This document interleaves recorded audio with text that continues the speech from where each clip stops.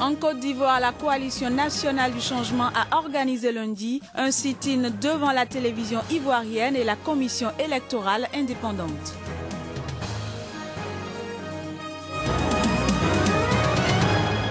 Au Bénin, Abomey-Calavi, la commune la plus vaste du département de l'Atlantique, est constamment le théâtre de litiges domaniaux au ralent d'escroquerie.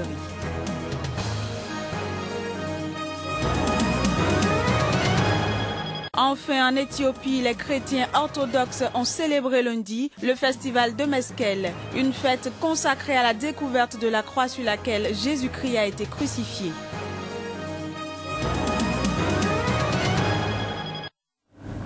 Mesdames, Messieurs, bonjour et bienvenue dans cette nouvelle édition de l'information sur SICA.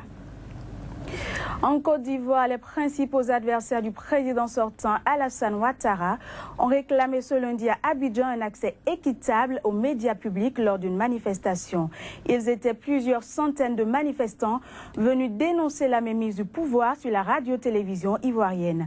Ces opposants issus pour la plupart de la coalition nationale pour le changement ont également renouvelé leurs exigences sur la dissolution de la commission électorale indépendante en charge de la prochaine présidentielle. Parlant toujours de cette manifestation, écoutons ici Bertin Konan Kouadjo, membre de la coalition nationale pour le changement et candidat à la présidentielle du 25 octobre prochain. Il avait pris part à la manifestation. Écoutons-le. Nous sommes bien là parce que jusqu'à présent, les conditions d'élection justes et transparentes ne sont pas réunies. Nous avons usé de toutes les voies possibles de dialogue. Le gouvernement et le président sortant restent sourds. Ce qu'il nous reste, c'est de demander au peuple de prendre sa part dans ce débat. Et ce matin, ce n'est que le premier rang. Au Burundi, des corps violentés sont découverts au petit jour dans les quartiers de Bujumbura, principal lieu de la contestation contre le troisième mandat controversé de Pierre Nkurunziza. Depuis sa réélection, les violences se sont intensifiées, avec des assassinats ciblés de figures des deux camps. Le bilan de la semaine passée est un des plus lourds, une quinzaine de corps retrouvés. Les auteurs de ces crimes sont inconnus, mais les anti-troisième mandat accusent les autorités de se débarrasser de certains agitateurs. En Centrafrique, au moins 3 personnes ont été tuées ce lundi à Bangui par des casques bleus lors de la dispersion d'une manifestation près de la présidence. Un incident qui intervient après la flambée de violence meurtrière du week-end écoulé. 3 manifestants ont été tués et 7 blessés par les tirs alors que les manifestants se dirigeaient à la mi-journée vers la présidence en réclamant la démission de la présidente de transition, Catherine Samba-Panza, après les violences du week-end. Samba-Panza se trouve actuellement à New York pour prendre part à l'Assemblée générale des Nations unies. Après la dispersion de la manifestation, des tirs d'origine indéterminée ont été entendus dans un autre quartier de la capitale et un adolescent a été tué par une balle perdue selon une source hospitalière. La circulation était quasi inexistante sur les boulevards de la capitale centrafricaine. Les forces françaises Sangaris et de l'ONU, MINUSCA, toujours présentes pour tenter de stabiliser le pays après les massacres intercommunautaires de 2013-2014, étaient positionnées en différents points de Bangui. Le couvre-feu, instauré la veille, n'a d'ailleurs pas été respecté. Des pillages ont été signalés pendant la nuit de dimanche à lundi dans divers quartiers et des tirs ont retenti à plusieurs reprises. Avant ces dernières violences, un référendum sur l'adoption de la nouvelle constitution, préalable à toute élection, était fixé au 4 octobre. Or, les opérations de recensement électoral ne sont toujours pas achevées, alors que le premier tour de la présidentielle était fixé au 18 octobre. C'est également dans ce contexte de troubles persistants que le pape François est attendu les 29 et 30 novembre à Bangui, dernière étape d'une tournée africaine. Au Bénin, Abomey-Calavi, la commune la plus vaste du département de l'Atlantique et cité résidentielle du pays, est constamment le théâtre de litiges domaniaux rallant d'escroquerie. Des parcelles de particuliers aux réserves administratives, tout y passe. Le constat à travers ce reportage signé Joaillier Tondi. Les Zangbeto, littéralement traduit les gardiens de nuit. Voir ceux-ci défiler en plein jour, comme c'est présentement le cas, n'est nullement pour égayer, mais alerter. J'ai eu affaire de 39 hectares qu'un parent prétend avoir dans la section, ce que je n'ai jamais entendu. Ils sont venus sans autorisation de la mairie et commencer par morceler la seule infrastructure sportive que nous avons. Ils commencent par là, on ne peut pas accepter. Dans une zone de culture annuelle à 4 sessions chacune de 40 hectares revenant à au moins une dizaine de coopérateurs et propriétaires terriens, dire qu'une personne détient à elle toute seule 39 hectares de terre paraît aux yeux de ces populations en courroux à de l'absurdité. Voici la liste alphabétique du journal officiel. Liste alphabétique de tous les propriétaires terriens. Et la dame n'a nulle part le nom de son papa dont il réclame être héritier aujourd'hui. Et vous convenez avec nous, population de Calavi, qu'on ne peut pas admettre ça. Pour les mises en cause qui se sont refusées à toute déclaration officielle, toutes ces scènes de mécontentement ne riment à rien. Car la justice a dit le droit. Mais le grand dignitaire de la localité, garant des intérêts de la communauté, ne l'entend pas, lui, de cette oreille. 9 hectares sur 24 A, c'est pas possible. La propriété est fictive et ne peut pas avoir ce domaine-là. Je l'ai su. Quand les gens, on appelait les gens au ministère de l'Intérieur ou au tribunal, c'est l'actuel chef d'arrondissement, Monsou Bernard, qui représentait la dame. Et il est chef d'arrondissement aujourd'hui, il se replie derrière la chose jugée, que le tribunal a droit sur moi. Le tribunal n'a pas droit sur la population de Calavi. Puisque nous savons qu'à la base, c'est une escroquerie. Nous allons démontrer.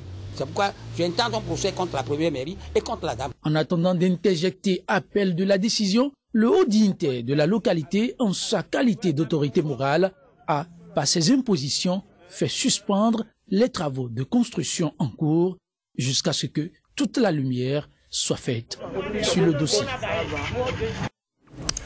Au Togo, la dernière fête annuelle de l'islam, la Tabaski, s'est préparée en même temps que la rentrée scolaire. Deux impératifs qui exigent une double dépense chez les parents musulmans. Reportage de Ferdinand Gali. Fini la fête de mouton de cette année et bienvenue à la rentrée académique 2015-2016. L'Aïd el-Kébir est souvent célébré à la veille de la rentrée scolaire ici au Togo. Lorsque le respect d'une prescription divine est un devoir parental, celui de préparer la rentrée scolaire à ses progénitures coïncident, le moral et le budget en souffrent énormément.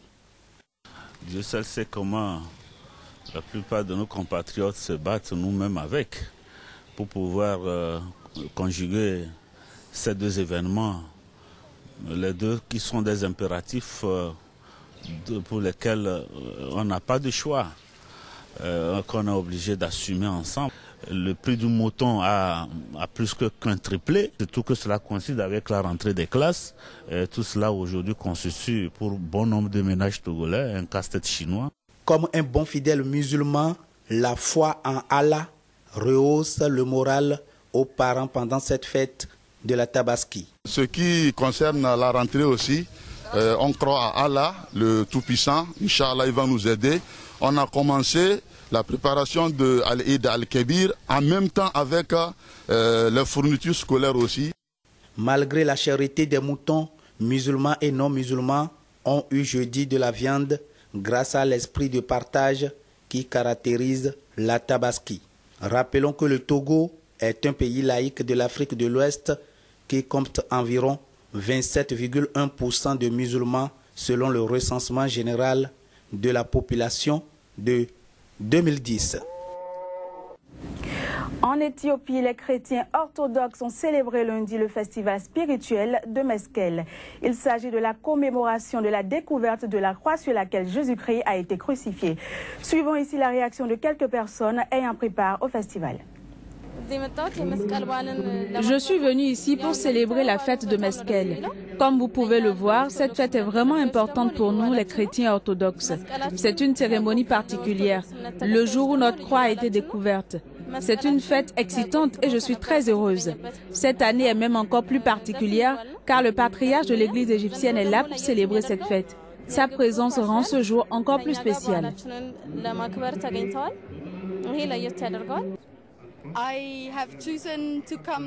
J'ai choisi de venir à Addis, en Éthiopie, spécialement pour ce week-end afin de faire partie de la fête de Meskel. C'est vraiment génial. Je suis très heureuse de pouvoir être ici pour voir cette célébration.